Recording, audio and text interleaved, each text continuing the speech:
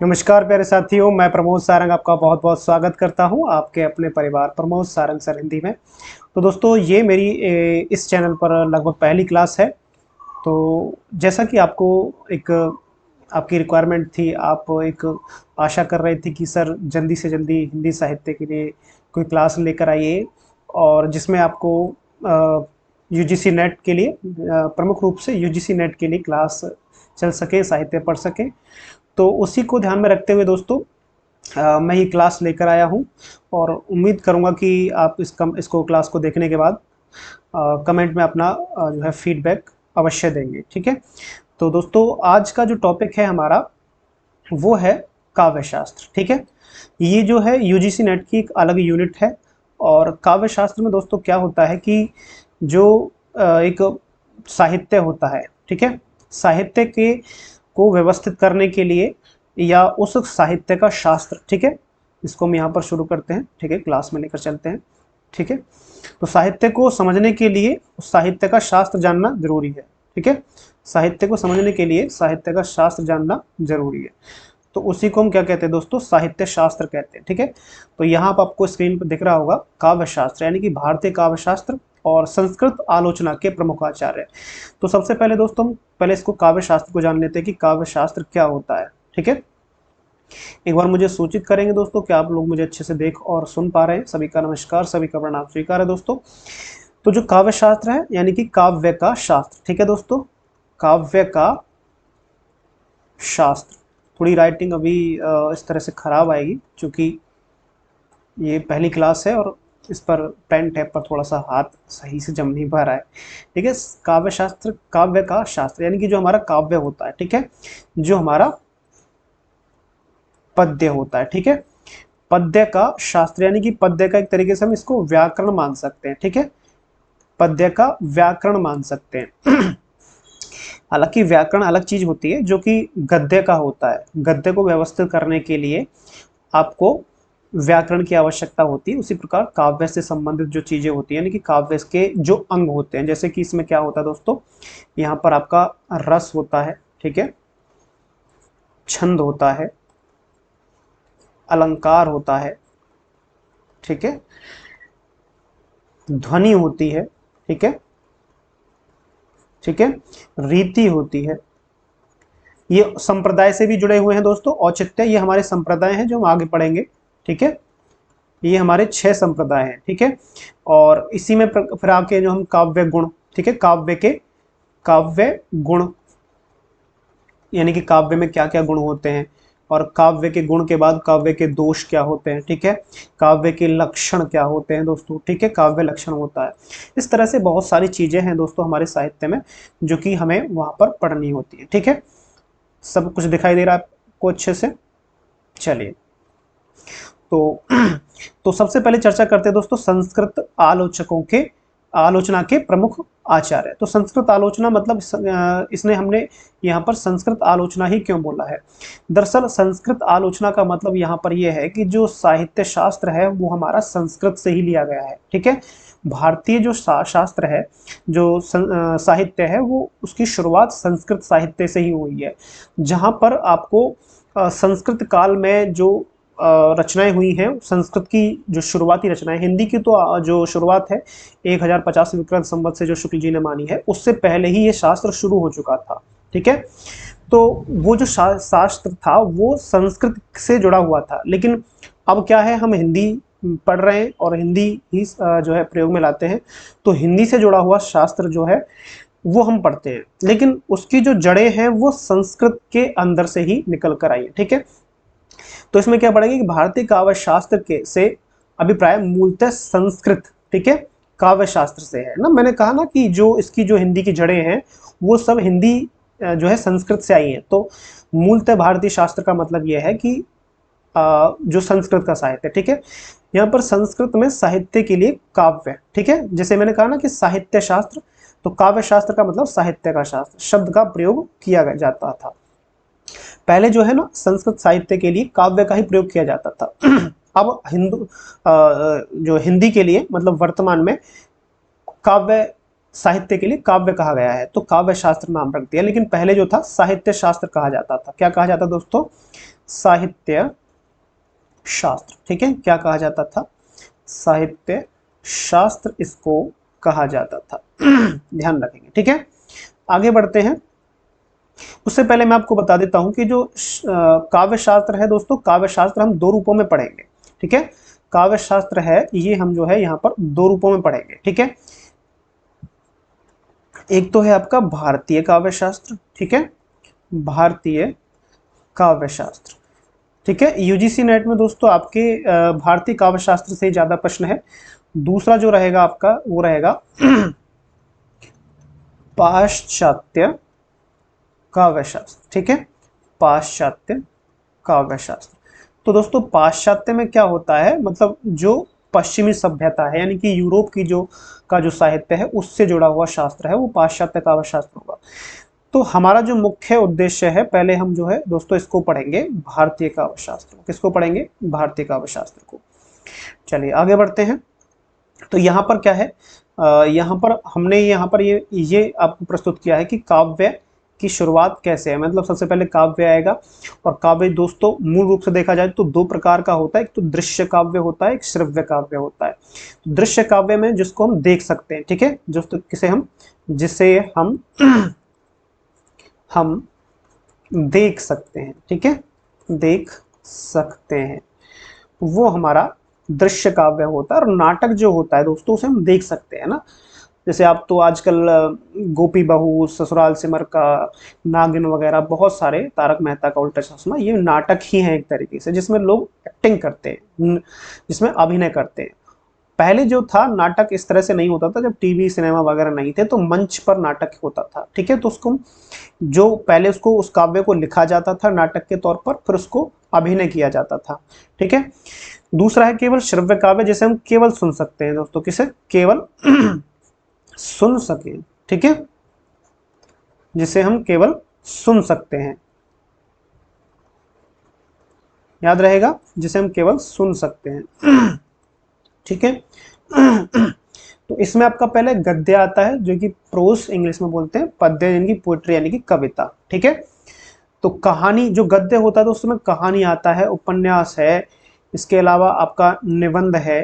ठीक है, निबंध, ठीक है, आलोचना, ठीक है, जीवनी, यात्रा वृतांत, साहित्य, रेखाचित्र, संस्मरण, आत्मकथा, बहुत सारी चीजें आती हैं गद्य साहित्य के अंदर। ठीक है, तो अब इसके बारे में थोड़ा सा और जान लेते हैं दोस्तों कि काव्य से संबंधित विविध पक्षों का अध्ययन करने वाले शास्त्र को, किसका दोस्तों? काव्य से, यानी कि ये वाला कौन सा? श्रव्य काव्य में कविता। तो काव्य, ये समझिए ध्यान से। ठीक है, काव्य से संबंधित विविध पक्षों का अध्ययन करने वाले शास्त्र को काव्य शास्त्र कहते हैं। देखो यहाँ इससे मतलब नहीं है अभी भी, और ना ही इससे मतलब है। यहाँ पर ये कह रहा है कि कविता यानी कि काव्य, काव्य से संबंधित विविध पक्षों का अध्ययन करने वाले शास्त्र को काव्य शास्त्र कहा जाता है। इसमें काव्य के लक्षण, ठीक है, काव्य के लक्षण कौन से होते हैं? जस्ट अभी मैंने पहले बताया, ये वाले काव्य के लक्षण। ठीक है, याद है, काव्य के लक्षण, काव्य के हेतु, काव्य क्यों किया जाता है, काव्य का प्रयोजन यानी कि उद्देश्य क्या है, काव्य के दोष गुण क्या है, का विवेचन किया जाता है। ठीक है, गुण दोष आदि का विवेचन, मतलब वही बात है कि गुण दोष आदि का विवेचन किया जाता है। काव्य हेतु क्या है, काव्य प्रयोजन क्या है, काव्य लक्षण क्या है, काव्य किस लिए, क्यों, कब, कहाँ, कैसे किया जाता है, क्यों नहीं किया जाता, ये सारी चीजें काव्य शास्त्र के अंतर्गत आती है दोस्तों। ठीक है, चलिए दोस्तों आगे बढ़ते हैं। तो यहां है हमारा कि आधुनिक काल में काव्य के स्थान पर साहित्य शब्द का प्रचलन हो गया। ठीक है, ऐसे में काव्य शास्त्र को साहित्य शास्त्र कहा जाने लगा। ठीक है, काव्य शास्त्र को क्या कहा जाने लगा दोस्तों? साहित्य शास्त्र कहा जाने लगा। तो पहले पूरे साहित्य को काव्य कहा जाता था दोस्तों। क्या? पहले पूरे साहित्य को काव्य कहा जाता था। ठीक है, याद रहेगा। तो काव्य शास्त्र का प्राचीनतम ग्रंथ भरत मुनि का नाट्य शास्त्र था। कौन सा दोस्तों? काव्य शास्त्र की बात आती है कि सबसे पुरानी रचना काव्य शास्त्र की कौन सी है, तो भरत मुनि का नाट्य शास्त्र है दोस्तों। इसमें कितने? 36 अध्याय। कितने? 36 अध्याय है। ठीक है, 36 अध्याय में से जो छठवां अध्याय है, ठीक है, छठवां अध्याय है, ये आपके इसमें रस सूत्र लिखा हुआ है। क्या है? रस सूत्र लिखा हुआ है, जो कि रस सूत्र में आपको ओरली बता देता हूं। विभावानुभाव संयोगादर्श निष्पत्ति, ठीक है, व्यभिचारी, ठीक है, इस तरह से है। संयोगादर्श निष्पत्ति, इस तरह से। तो ये रस सूत्र है। और 7वां जो अध्याय इसका, ठीक है, 7वां जो अध्याय है इसमें आपके रस के अलावा जो विभाव अनुभाव है इनके बारे में चर्चा हुई है, ठीक है। ध्यान से समझेंगे, नाट्य शास्त्र जो ग्रंथ है ये नाटक से संबंधित है। किससे? नाटक से संबंधित है। नाम से ही पता चल रहा है, नाट्य शास्त्र यानी कि नाटक का शास्त्र, ठीक है, नाटक से संबंधित है, ठीक है। तो विभावानुभाव व्यभिचारी संयोगादर्श निष्पत्ति, इस तरह से रस सूत्र है, ठीक है। इस रस सूत्र में रस के विषय में कहा गया है। तो नाट्य शास्त्र यह काव्य शास्त्र की उपलब्ध सर्वप्रथम रचना है। ध्यान रखेंगे, काव्य शास्त्र की उपलब्ध सर्वप्रथम रचना है, ठीक है। दिख रहा है आपको? अच्छे से समझ में आ रहा है? ठीक है, बहुत बढ़िया, शाबाश, ठीक है। चलिए आगे बढ़ते हैं। और भरत मुनि वेद व्यास के समकालीन या उनके पूर्ववर्ती माने जाते हैं। पूर्ववर्ती यानी कि वेद व्यास से भी शायद पहले हो सकते हैं या फिर उनके आसपास का समय। इनके बाद आचार्य भामह, ठीक है, उद्भट, दंडी, वामन, रुद्रट, महाराज भोज, ठीक है, ध्वनिकार आनंदवर्धन, ठीक है, एक ही नाम है। ध्वनिकार मतलब जो ध्वनि संप्रदाय के प्रवर्तक आनंदवर्धन है।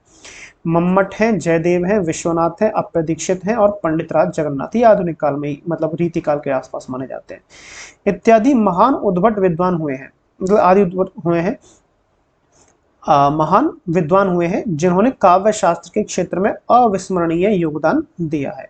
मतलब बहुत ज्यादा योगदान दिया है। इनको हम डिटेल में आगे पढ़ेंगे कैसे वाला। देखो, सबसे पहले हम बात करते हैं अपने जो सबसे प्रिय और सबसे प्राचीन और सबसे श्रेष्ठ, सबसे विशिष्ट है आचार्य भरत मुनि, ठीक है। बादल बना देता हूं, जो आप लोगों को पहले से पसंद है, बादल, ठीक है, बादल बादल बरसो रे। ठीक है, चलिए। तो भरत मुनि को संस्कृत काव्य शास्त्र का प्रथम आचार्य माना जाता है। संस्कृत काव्य शास्त्र का किसका दोस्तों? संस्कृत काव्य शास्त्र का प्रथम आचार्य माना जाता है, ठीक है। आचार्य बलदेव उपाध्याय ने इनका समय द्वितीय, कौन सी? द्वितीय शताब्दी माना, ठीक है, यानी कि दूसरी शती, ठीक है, द्वितीय शताब्दी इनका समय माना है, ठीक है। आचार्य बलदेव उपाध्याय यानी कि जो वर्तमान काल में एक तरीके से इन्होंने शोध वगैरह किया होगा, तो उसका शोध के आधार पर इनका पता चला है। आगे चलते हैं कि भरत मुनि की प्रसिद्ध रचना नाट्यशास्त्र है, ठीक है, अभी बात करी थी हमने इसके विषय में, जिसमें नाटक से, किससे दोस्तों? नाटक के सभी पक्षों का, ठीक है, विस्तृत, ठीक है, विवेचन किया गया है। नाटक के सभी पक्षों का, किसका? नाटक के सभी पक्षों का विस्तृत, यहां पर विस्तृत का मतलब है विस्तृत, ठीक है, ठीक है, विस्तृत विवेचन किया गया, याद रहेगा। आगे है, अगला पॉइंट है कि आचार्य भरत ने नाट्य शास्त्र को पंचम वेद भी कहा है। इस पर स्टार लगा लेना दोस्तों। पंचम वेद किस ग्रंथ को माना जाता है? तो नाट्य शास्त्र को। तो नाट्य शास्त्र में दोस्तों कितने अध्याय हैं? 36 अध्याय, ठीक है, ठीक है, तथा लगभग 5000 श्लोक हैं। कितने? 5000 श्लोक हैं, क्योंकि संस्कृत में जो है श्लोक ही लिखे जाते हैं। तो 36 अध्याय हैं, 5000 श्लोक हैं। नेक्स्ट पे चलते हैं। नाट्य शास्त्र में काव्य की आलोचना, ठीक है, वाचिक अभिनय के प्रसंग में की गई है। दोस्तों समझना इस पॉइंट को, ये बहुत गहरा पॉइंट है। नाट्य शास्त्र में काव्य की आलोचना किसमें? वाचिक अभिनय। वाचिक अभिनय समझते हैं? कायिक, वाचिक, सात्विक और आहार्य, ये 4 प्रकार के अभिनय होते हैं। कितने प्रकार के? 4 प्रकार के अभिनय होते हैं। कायिक, वाचिक, सात्विक और आहार्य। आहार्य वस्त्रों से जुड़ा हुआ अभिनय होता है। कायिक काया यानी कि शरीर से जुड़ा होता है। सात्विक आपके अंदर के भावों से जुड़ा हुआ होता है। और वाचिक मतलब बोलने के माध्यम से जुड़ा हुआ होता है। जब हम बोलकर एक्टिंग करते हैं, जैसे कि मैं आपके सामने एक तरीके से एक कैमरे के सामने ही एक्टिंग कर रहा हूं, तो ये वाचिक अभिनय है। तारक मेहता का उल्टा चश्मा में अब दया है या जेठालाल है, जो भी है, वो वाचिक अभिनय कर रहे हैं, ठीक है। साथ में वो और भी अभिनय कर रहे हैं, लेकिन काव्य शास्त्र के अंदर, केवल जो काव्य शास्त्र के अंदर है, इसमें क्या किसकी है, वाचिक अभिनय के प्रसंग में की गई है। काव्य शास्त्र कैसा होना चाहिए, बोलकर। ठीक है। नेक्स्ट है दोस्तों, भरत मुनि ने नाट्य शास्त्र में, ध्यान से समझना, 10 गुण, ये पूछा गया है यूजीसी नेट में, शायद 2019-20 में पूछा गया था। 10 गुण और 10 दोष, कितने दोस्तों, 10 गुण है और 10 दोष तथा 4 अलंकार। अब 4 अलंकार कौन से हैं, यमक है, ठीक है, उपमा है, रूपक है और दीपक है। तो यहां पर कौन सा उपमा अलंकार, कौन सा, उपमा, यमक है, उपमा है, ठीक है, रूपक है और दीपक अलंकार है, ठीक है, की मीमांसा की है। मतलब एक तरीके से ज्ञान, मतलब उसके बारे में डिटेल बताई है। नाट्य शास्त्र के षष्ठ एवं सप्त, यानी कि 6वां और 7वां अध्याय में रस तथा रस का, ठीक है, रस तथा भाव का वर्णन किया गया, ठीक है। और आगे है, भरत मुनि ने रसों की संख्या 8 मानी है। दोनों ध्यान से समझना, भरत मुनि ने रसों की संख्या 8 मानी है और शांत रस को नहीं माना, ठीक है, शांत रस को नहीं माना। ध्यान रखना, 8 ही रस माने हैं। शांत रस को दोस्तों क्यों नहीं माना है, क्योंकि जो ये चर्चा कर रहे हैं ये नाट्य शास्त्र, यानी कि नाटक के शास्त्र की चर्चा कर रहे हैं। अब नाटक में श्रृंगार हो सकता है, वीर हो सकता है, उत्साह हो सकता है, रौद्र हो सकता है और करुण भी हो सकता है, भयानक भी हो सकता है, लेकिन शांत रस कैसे होगा। किसी भी नाटक में शांत रस को जब रख देंगे तो उसमें कोई भी रस नहीं होगा। कुछ आलोचक ये मानते हैं जहां कोई रस नहीं होता वहां शांत रस होता है।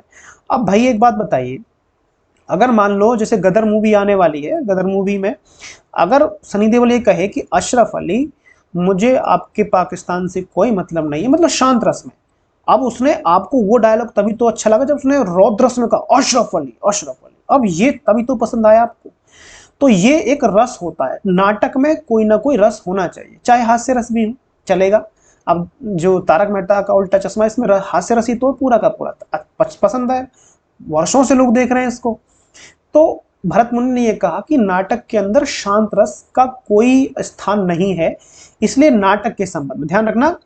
अब इन्होंने कहा कि भरत मुनि ने केवल रसों की संख्या 8 मानी है, तो इसका मतलब ये नहीं कि 9वां रस है ही नहीं इनका, इसका मतलब ये नहीं है कि इन्होंने शांत रस को खत्म ही कर दिया कि भाई तुम निकलो यहां से, इस दुनिया में नहीं है तुम्हारी जगह। इनका मतलब है नाटक के संबंध में, किसके दोस्तों, नाटक के संबंध में, ठीक है, नाटक के संबंध में इन्होंने शांत रस को नहीं माना है, ठीक है। पॉइंट क्लियर हुआ। चलिए अब आगे हम बात करते हैं दोस्तों, ठीक है। तो उम्मीद करता हूं कि ये वाला पॉइंट आपको भरत मुनि जी का समझ में आया होगा, ठीक है। नेक्स्ट है दोस्तों, आपके अगले आचार्य की चर्चा करते हैं, ठीक है। चलिए एक बार व्यवस्था देखनी पड़ती है। भामे, आचार्य भामे की चर्चा करते हैं दोस्तों। भामह, जो ये भी आपके संस्कृत के आचार्य रहे हैं, भरत मुनि के बिल्कुल बाद के ही आचार्य हैं, ठीक है। चलिए बहुत बढ़िया। और दोस्तों उम्मीद करता हूं कि इस वीडियो को आप ज़्यादा से ज़्यादा शेयर करेंगे, क्योंकि आपका सपोर्ट रहेगा तभी मैं आगे कुछ कर पाऊंगा, है ना। क्योंकि आप सब्सक्राइब करेंगे जिन्होंने अभी तक नहीं किया है, शेयर करेंगे, और आपके ही भरोसे मैंने इसको ऑनलाइन सिस्टम बनाया, छोटा सा सिस्टम है, ठीक है। पेन टैब लाया हूँ, कैमरा है और बहुत सारी चीज़ें मैंने इकट्ठी की है। तो ये सब आपके लिए, क्योंकि आप लोग बार बार परेशान भी हो रहे थे कि आपको प्रैक्टिस के लिए समय नहीं मिल पा रहा था, और जहाँ से मैंने कोर्स बीच में छूट गया था लगभग, हालांकि पूरा ही हो गया था लेकिन कुछ चीज़ें छूट गई थी, तो मैंने वहीं से शुरू किया है। ये फ्री क्लासेस आपकी सुविधा के लिए है, ताकि जो यूजीसी नेट की आपकी तैयारी है या काव्य शास्त्र की तैयारी है वो पूरी हो जाए और आपको इस वाली जो आने वाली परीक्षा है इसमें पूर्ण रूप से सफलता प्राप्त हो, ठीक है। तो उम्मीद करता हूँ दोस्तों आप बिल्कुल सपोर्ट करेंगे, मेरे प्यारे प्यारे टमाटर टमाटरियों, ठीक है, याद तो है ना। आचार्य बलदेव उपाध्याय ने भामे का समय षष्ठवीं शती, यानी कि छठवीं, कौन सी, छठवीं शती का पूर्वार्ध। पूर्वार्ध मतलब जैसे कि छठवीं शती चली तो पूर्वार्ध तो ये हो गया, उत्तरार्ध ये हो गया, ठीक है। मतलब जैसे कि मतलब छठवीं शती मान के चलते हैं 500, मतलब 500, पांचवी शती चली, 501, 502, ठीक है, इस तरह से। और दूसरा है ये 51, मतलब 52, 53, 2, 3, 4, मतलब यहाँ से 50 तक और 50 से 100 तक, यानी कि 600 पूरी हो जाएगी यहाँ पर, ठीक है। और ये हो जाएगी आपका 500 से, तो 500 से शुरू हुई, 500 से लेकर 550 और 551 से लेकर 600 तक। तो ये जो पहला वाला भाग है ये पूर्वार्ध कहलाता है, ये दूसरा वाला जो भाग है उत्तरार्ध कहलाता है, ठीक है। तो भामे कश्मीर के निवासी थे। अब थोड़ा सा मैं आपको यहाँ पर एक चीज में मेंशन कर देता हूँ, आप ध्यान करना कि सारे के सारे जो ऐसे आचार्य हैं लगभग यहाँ कश्मीर के पंडित मिलेंगे। कैसे मिलेंगे? कश्मीर के पंडित। कुछ याद आ रहा है आपको? ठीक है, कश्मीर के निवासी थे, ऐसा और भी मिलेंगे, और भी आएंगे आगे। इनके पिता का नाम, ठीक है, रक्रिल गोमी था। सर्वप्रथम भामे ने ही अलंकार को, दोस्तों अलंकार को नाट्य शास्त्र की, ठीक है, परत स्वतंत्रता से जो है नाट्य शास्त्र की परतंत्रता से मुक्त कर एक शास्त्र या संप्रदाय के रूप में प्रस्तुत किया था, ठीक है। परतंत्रता का मतलब होता है दूसरे के अधीन होना, तो एक तरीके से कह सकते हैं अलंकार संप्रदाय के प्रवर्तक, ठीक है। किसके? अलंकार, अलंकार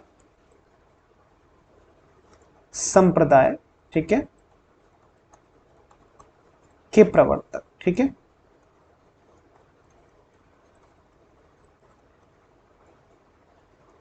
ध्यान रहेगा, अलंकार संप्रदाय के भामे। भामे ने काव्य अलंकार, कौन सा ग्रंथ है दोस्तों उनको याद रखना, काव्य अलंकार नामक एक ग्रंथ की रचना की जो 6 परिच्छेदों में विभक्त है। परिच्छेद मतलब एक तरीके से कह सकते हैं 6 अध्याय, ठीक है ना। चलिए आगे थोड़ा सा और जान लेते हैं। तो भामे के काव्य अलंकार में परिच्छेदानुसार निरूपित विषयों का मतलब पहले पाठ में, दूसरे पाठ में, यानी कि 6 अध्याय। तो प्रथम अध्याय जो है दोस्तों दिख रहा होगा, काव्य के साधन, लक्षण तथा भेदों का निरूपण है पहले अध्याय में। दूसरे अध्याय में दोस्तों क्या है? दूसरे और तीसरे अध्याय में अलंकार निरूपण। ध्यान रखना, अगर प्रश्न आया कि भामे ने अपने काव्य अलंकार ग्रंथ में कितने अध्याय हैं या कितने परिच्छेद हैं, तो 6 हो गया उत्तर। और पूछेगा कि किस अनुच्छेद में या किस परिच्छेद में अलंकार का निरूपण किया है, तो दोस्तों ये ध्यान रखना दूसरा और तीसरा, ठीक है, दूसरे और तीसरे अध्याय में। तो पहला ये हो गया, दूसरा तीसरा ये, चौथा ये, पांचवा ये और छठा ये। चौथे में 10 दोषों का निरूपण किया है, काव्य के दोष। पांचवें में न्याय विरोधी दोष निरूपण किया है। छठा है शब्द शुद्धि निरूपण किया है, ठीक है। ध्यान रहेगा आपको। आवाज सही चल रही है? एकदम परफेक्ट, बहुत बढ़िया, शाबाश, ठीक है। आगे बढ़ते हैं। और उसके बाद है देखो भामे के प्रमुख काव्य सिद्धांत। तो काव्य सिद्धांत कौन से? शब्द तथा अर्थ दोनों का काव्य होना, ठीक है, शब्द तथा अर्थ दोनों का काव्य होना। तो इनका सूत्र क्या है? शब्दार्थो सहितो काव्यम। क्या दोस्तों? शब्दार्थो सहितो काव्यम। ये पंक्ति बहुत बार पूछी गई है दोस्तों परीक्षा में। क्या दोस्तों ये समझना, बहुत बार। शब्दार्थो सहितो काव्यम किसकी पंक्ति है? तो ये भामे की है। और किसके विषय में? शब्द अर्थ सहित को, यानी कि शब्द के साथ जो अर्थ आए और दोनों का एक तरीके से समन्वय हो, एक तरीके से कह सकते हैं ना, दोनों का मैचिंग, उसको काव्य कह सकते हैं। दूसरा, भरत मुनि द्वारा वर्णित 10 जो गुण थे, भरत मुनि ने 10 गुण और 10 दोष माने काव्य के, स्थान पर केवल 3 गुणों की चर्चा की उन्होंने। ध्यान से रखना, पूछा गया था भरत मुनि ने कितने दोष माने हैं, तो 10 दोष। अब पूछेगा कि भामे ने कितने दोष माने, तो 3 दोष माने हैं, ठीक है। सॉरी, कितने गुण माने हैं भामे ने? यहाँ पर भरत मुनि ने पहले कितने गुण माने थे? 10 दोष 10 गुण माने थे। यहाँ पर पूछा गया है कि भामे ने कितने गुण माने, तो काव्य के 3 गुण, तो माधुर्य गुण, ओज गुण और प्रसाद गुण। तो काव्य में ये गुण होता है, ठीक है। तो माधुर्य गुण जो होता है वो रस किसमें होता है? जहां पर आपका श्रृंगार रस हो। ओज गुण जो होता है वीर और रौद्र रस जहां होगा वहां पर ओज गुण होगा। और प्रसाद गुण तो सभी रसों में होता है, ठीक है। तो ये ध्यान रख लेना आप। तो जो माधुर्य गुण जो होता है वो श्रृंगार रस से जुड़ा हुआ था दोस्तों। किससे? श्रृंगार रस से जुड़ा हुआ होता है। ओज जो होता है आपका, ओज केवल वीर रस, ठीक है, और रौद्र रस से, ठीक है, ये ध्यान रखना, वीर और रौद्र से जुड़ा हुआ होता है। प्रसाद सभी गुणों में होता है, ठीक है, सभी रसों में। याद रखना, प्रसाद गुण जो होता है वो सभी रसों में होता है, ध्यान रखेंगे। ओके, रिपोर्ट है। चलिए, वक्रोक्ति को सभी अलंकारों का प्राण मानना, किसको वक्रोक्ति अलंकार होता है, तो इन्होंने कहा कि वक्रोक्ति जो अलंकार है सभी अलंकारों का प्राण तत्व है, यानी कि इसी से वक्रोक्ति से ही सारे रस सारे अलंकार निकल कर आए। ठीक है, 10 काव्य दोषों का विवेचन, यानी कि 10 प्रकार के काव्य दोष। तो भाई ये तो भरत मुनि ने भी माने हैं 10 दोष, तो इन्होंने भी 10 दोष माने, लेकिन एक अंतर क्या है कि केवल 10 गुण जो हैं उनके स्थान पर 3 गुण की चर्चा की है। रीति को न मानकर काव्य गुणों का विवेचन किया कि भाई काव्य की कोई रीति तो होती नहीं है, पर काव्य के गुण जरूर होते हैं। ठीक है, इस तरह से पॉइंट समझ में आया। अब दोस्तों एक आचार्य दंडी कर लेते हैं। ठीक है, क्या दोस्तों, आचार्य दंडी, ध्यान रहेगा कौन, आचार्य दंडी। आचार्य दंडी का भी बहुत जो है अच्छा, बहुत महत्वपूर्ण स्थान है काव्य शास्त्र के अंदर। ठीक है, आचार्य दंडी का बहुत महत्वपूर्ण स्थान है।